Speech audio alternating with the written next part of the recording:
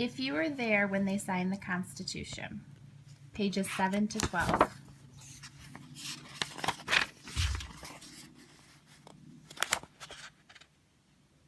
What is the Constitution?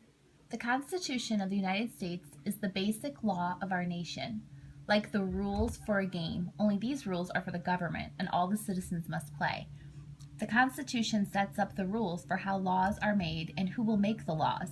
Who will decide if we go to war? Who will have power? You? Me? You can find those answers in the Constitution. The Constitution of the United States was written in 1787. It has lasted 200 years, longer than any other written constitution. The men who wrote it wanted their new nation to last. They knew how hard it was to create a government that could change with the times. After all, they had just fought and won a war against a government that had refused to change.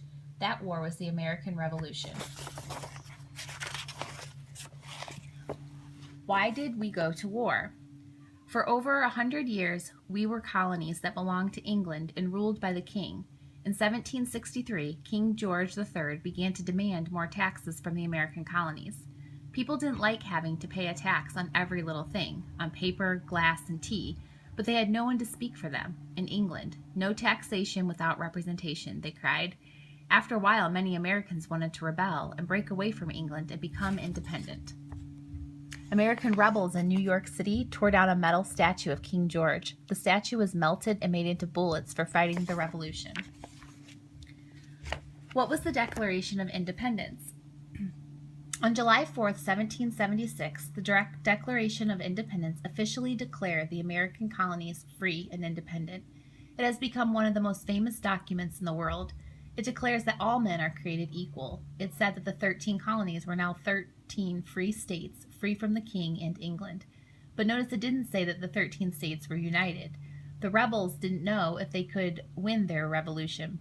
1/3 of the people in the colonies stayed loyal to the king. One of the signers of the Declaration of Independence was Benjamin Franklin. He begged the 13 new states to work together. We must all hang together, or assuredly we shall all hang separately, he said. What did the King of England think of the Declaration of Independence? Ben Franklin was right. King George wanted to hang all the rebels. The king sent more than 100 ships full of soldiers to fight the American rebels. General George Washington led the revolution against England. During the long Revolutionary War, General Washington gathered around him young men from all over the 13 states. These young men thought of themselves as fighting for a nation, not for their own state back home.